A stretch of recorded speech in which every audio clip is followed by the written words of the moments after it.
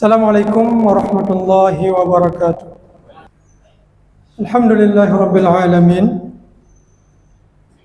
Allahumma salli wa sallim ala nabiyyina Muhammadin wa ala alihi wa sahbihi ajma'in. Amma ba'd. Usikum wa nafsi bi taqwallah. Taqullaha haqqa tuqatih. يقول الله تعالى في القرآن الكريم: أعوذ بالله من الشيطان الرجيم بسم الله الرحمن الرحيم يا أيها الذين آمنوا اتقوا الله حق تقاته ولا تموتن إلا وأنتم مسلمون. Sadaqallahul Azim. Hadirin sidang jamaah Jumat yang dirahmati Allah, ada satu prinsip yang ada dalam agama kita, yaitu prinsip keseimbangan. Dalam Al-Quran Allah berfirman, wa kadzalika ja'alnakum ummatan wasata. Demikianlah kami jadikan kalian sebagai umat yang seimbang. Ayat ini Allah turunkan terkait konteks, kondisi, posisi agama Islam di antara kedua agama yang pernah Allah jadikan untuk umat-umat sebelumnya, yaitu agama Nasrani atau agama Yahudi dan agama Nasrani, yang mereka terlalu berlebih-lebihan, tidak seimbang. Orang Yahudi tidak seimbang, terlalu mengandalkan kecurigaan, nggak mudah percaya kepada nabi-nabi yang dikirimkan oleh Allah kepada mereka. Mereka tes dulu, coba kita bunuh dulu. Kalau nggak berhasil, baru dia nabi. Begitulah kira-kira. Sedangkan umat Nasrani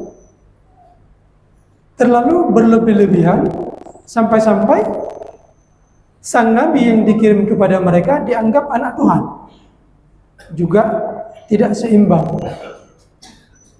Wa kadzalika ja'alnakum ummatan wasata. Tapi agama Islam ini adalah agama yang seimbang. Ulama-ulama diizinkan untuk menikah. Nabi-nabi, Nabi Muhammad SAW diizinkan untuk menikah.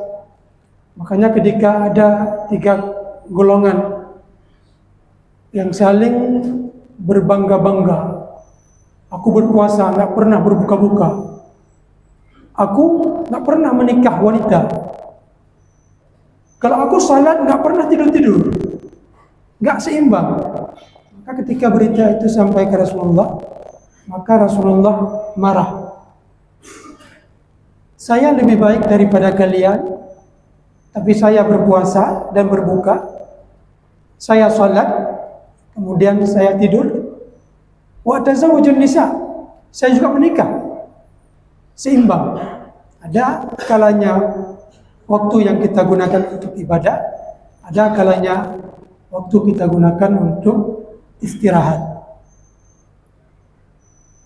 Terkait konsep musibah yang sedang kita alami, kondisi musibah, Islam ternyata mengajar kita juga kepada keseimbangan.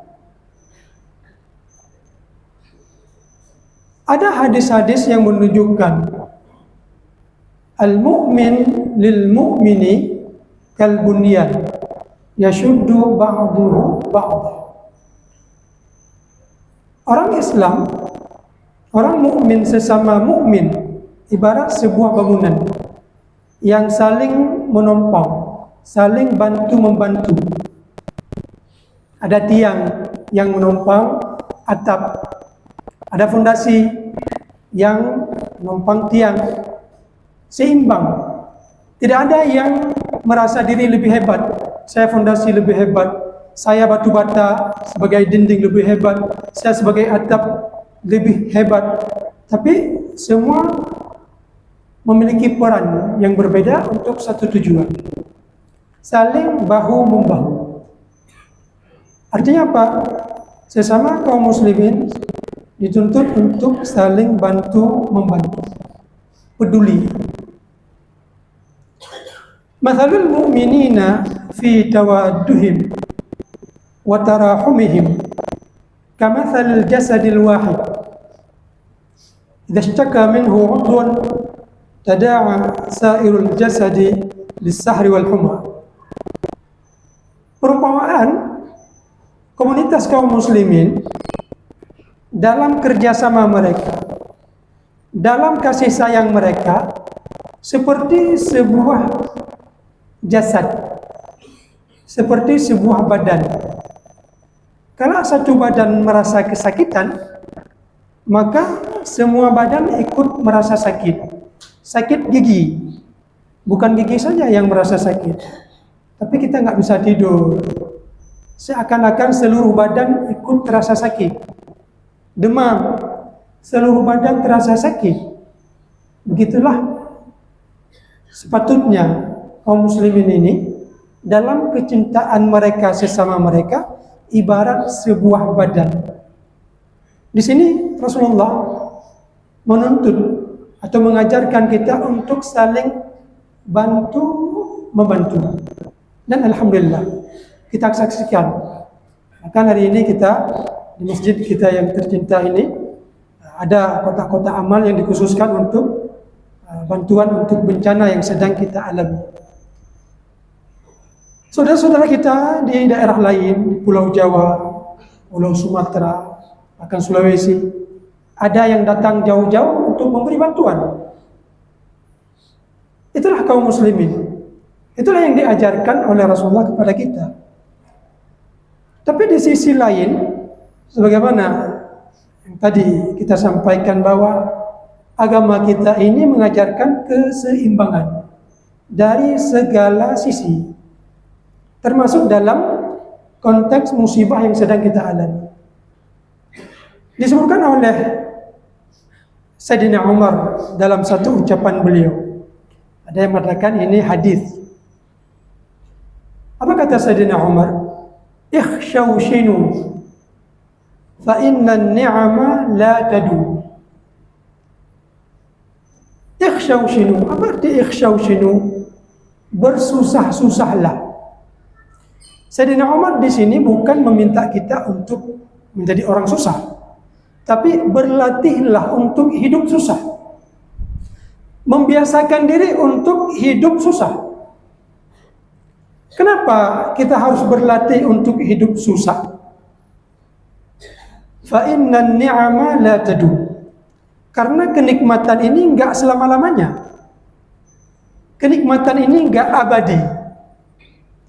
Makanya Allah berfirman, yang sering kita baca ya, Qulillahumma malikal mulk tu'til mulka man tasha' wa tanzi'ul mulka mimman tasha' wa tu'izzu man tasha' wa tudhillu man tasha'. Katakanlah wahai Muhammad, Allah dialah yang memberi kerajaan ini kepada siapa yang dia sukai. Wa tu'izzu man tasha', engkau ya Allah yang memuliakan siapa yang engkau sukai. Wa tudhillu man tasha', engkau merendahkan siapa yang engkau sukai. Makanya dalam sejarah enggak ada sebuah kerajaan yang hidup enggak pernah jatuh. Di mana kerajaan yang paling hebat dunia? Kerajaan Fir'aun. Di mana sekarang enggak ada lagi Fir'aun. Kerajaan Namrud. Enggak ada lagi Namrud. Bahkan kerajaan Islam, Bani Umayyah, betapa hebat Bani Umayyah, penguasa dunia pada saat itu, Bani Umayyah. Ternyata di tahun 132 jatuh juga. Bukan direbut oleh lawan, tapi direbut oleh kawan. Bani Abbasiyah jatuh juga. Berkuasa sampai 656 Hijriah. Sampai berdiri kerajaan Turki Utsmani dari nol. Setelah 500 tahun berkuasa, jatuh juga. Sekarang Amerika yang sudah terlihat sudah mulai goyah. Kita perlu menanamkan keyakinan di benak kita, semua kekuasaan-kekuasaan yang pernah ada di dunia ini, satu ketika dia akan hilang. Kalau itu tidak terjadi, maka kata Syekh Sya'rawi, kita tidak bisa memahami ayat ini. Kalau ini tidak terjadi, maka seakan-akan Allah sudah berbohong kepada kita. Tu'til mulka man tasha, tu'izzu man tasha, qulillahum malikal mulki, tu'til mulka man tasha, wa tu'izzu man tasha, wa tudhillu man tasha. Maka Imam Syekh Sya'rawi mengatakan, kalau tidak ada terjadi seperti ini dalam sejarah kita saksikan, maka kita tidak bisa memahami ayat ini. Atau kita akan menuduh Allah Ta'ala berbohong, Allah berbohong kepada kita. Jadi seperti itu. Kembali kepada keseimbangan tadi. Ikhshawshinu fa inna ni'ama la tadu. Di satu sisi kita mengharap bantuan, tapi di sisi lain kita harus melatih diri. Jangan terlalu mengharap. Ini pelajaran yang diajarkan oleh Nabi kita kepada kita. Suatu ketika Sayyidina Ali mengetahui bahwa Rasulullah baru saja memenangkan peperangan. Ada budak-budak yang beliau peroleh, budak perempuan termasuk. Maka oleh Sayyidina Ali meminta kepada Fatimah, wahai istriku, coba pergi berjumpa ayah Rasulullah. Coba minta kepada beliau untuk diberikan kepada engkau seorang budak perempuan yang bisa membantu dirimu untuk mengurus rumah tangga. Maka Fatimah datang ke Rasulullah, ya abadi, wahai ayahku, ini ada berita saya dengar, ada beberapa orang budak yang kau peroleh dari harta rampasan perang. Boleh saya minta satu orang perempuan untuk saya jadikan sebagai pembantu di rumah saya? Apa kata Rasulullah? Mengajarkan kepada kita bahwasanya kehidupan ini tidak selamanya kita harus hidup enak. Padahal yang minta ini anak presiden lah, anak Rasulullah, anak penguasa dunia pada saat itu. Tapi Rasulullah ingin mengajarkan umatnya, beginilah kita bersikap. Apa kata Rasulullah? Wahai anakku, wahai Ali, sudikah kalian berdua saya ajarkan sesuatu yang lebih baik dari pembantu itu? Apa itu ya Rasulullah? Sebelum kalian tidur, kalian bertasbih 33 kali. Kemudian subhanallah ya, 33 kali. Bertahmid 33 kali, alhamdulillah 33 kali. Bertakbir 33 kali, Allahu Akbar 33 kali. Itu lebih baik daripada seorang pembantu. Dan itu kalau engkau amalkan, wahai Fatimah, akan meringankan beban yang engkau tanggung dalam mengurus keluarga ini. Rasulullah SAW tidak memberi kepada, kalau dalam bahasa dunia kita, kepada tuan putri kesayangan beliau. Rasulullah ingin mengajarkan kepada kita bahwa hidup ini tidak selamanya indah. Hidup ini ada musibah, ada kesenangan. Dan musibah yang kita alami juga kecintaan Allah kepada kita. Yudhiqahum ba'dalladzi 'amilu la'allahum yarji'un. Untuk Allah rasakan hasil ulah tangan kalian, hasil kerusakan yang kalian lakukan di muka bumi, rasakan. Biar kalian bertobat, la'allahum yarji'un. Wa ma asabakum min musibatin fabima kasabat aydikum wa ya'fu an katsir. Apapun yang kalian terima dari musibah yang Allah berikan di dunia ini, itu gara-gara ulah tangan kalian. Dan masih banyak yang Allah maafkan. Maka hadirin yang dirahmati Allah, kenapa keturunan Rasulullah tidak mendapat atau tidak diizinkan oleh Rasulullah untuk menerima zakat. Disebutkan oleh Rasulullah SAW, alasannya, salah satu alasannya, karena harta zakat ini adalah harta kotoran yang dikeluarkan oleh orang yang sudah memiliki nisab untuk diberikan kepada fakir miskin. Ausakhun nas, harta buangan, harta kotoran manusia. Maka harta kotoran tidak layak dimakan oleh keluarga Rasulullah SAW.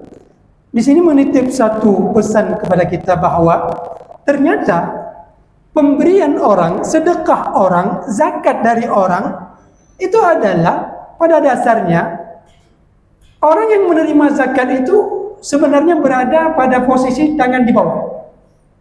Maka dalam hadis yang lain Rasulullah mengatakan, al-yadu al-ulya, tangan di atas, khairun minal yadi as-sufla, lebih baik daripada tangan di bawah.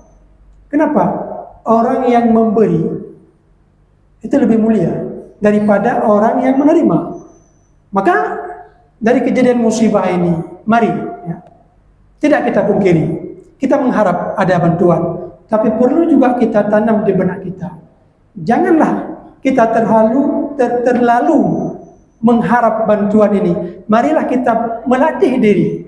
Marilah kita ketahui bahwa orang yang terus-menerus menerima, pada prinsipnya orang itu berada di posisi yang terhina.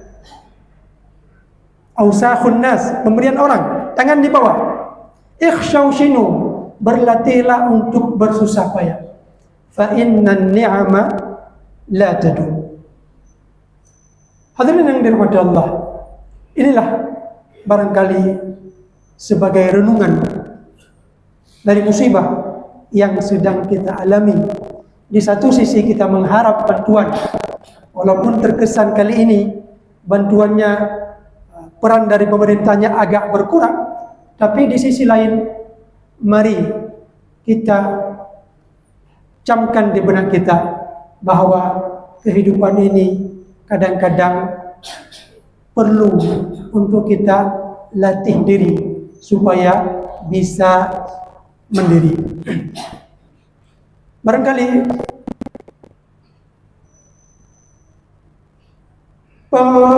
bantuan yang diberikan oleh pemerintah ini terasa kurang.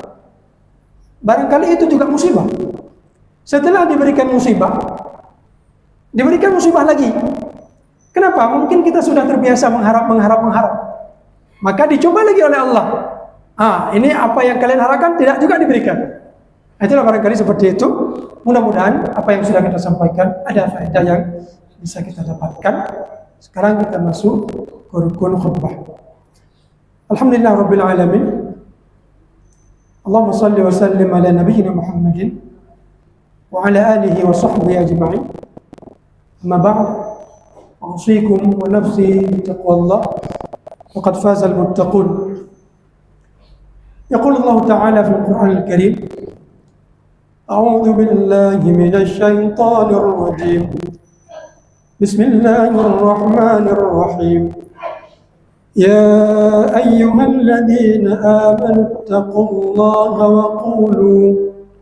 وقولوا قولا سديدا يصلح لكم أعمالكم ويغفر لكم ذنوبكم ومن يطع الله ورسوله فقد فاز فوزا عظيما. صدق الله العظيم.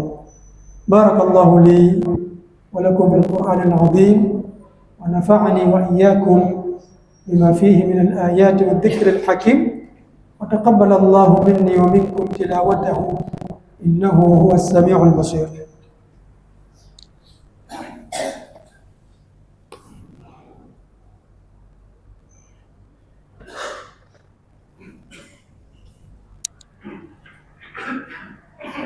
Alhamdulillah Rabbil Alamin.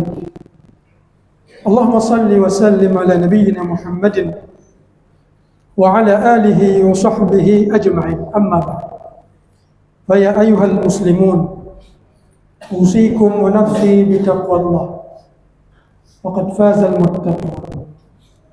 يقول الله تعالى في القرآن الكريم: أعوذ بالله من الشيطان الرجيم بسم الله الرحمن الرحيم قل هو الله أحد الله الصمد لم يلد ولم يولد ولم يكن له كفوا أحد. صدق الله العظيم. اللهم اغفر للمسلمين والمسلمات والمؤمنين والمؤمنات الأحياء منهم والأموات برحمتك يا أرحم الراحمين. اللهم اجعل جمعنا هذا جمعا مرحوما وتفرقنا من بعده تفرقا معصوما ولا تجعل فينا شقيا ولا محروما. ربنا لا تدع لنا في هذا اليوم المبارك ذنبا إلا غفرته ولا مريضا إلا شفيته ولا حاجة إلا قضيتها ويسرتها يا رب العالمين. ربنا آتنا في الدنيا حسنة وفي الآخرة حسنة وقنا عذاب النار. عباد الله، إن الله يأمر بالعدل والإحسان وإيتاء ذي القربى وينهى عن الفحشاء والمنكر والبغي يعظكم لعلكم تذكرون ولذكر الله أكبر والله يعلم ما تصنعون وأقيموا الصلاة.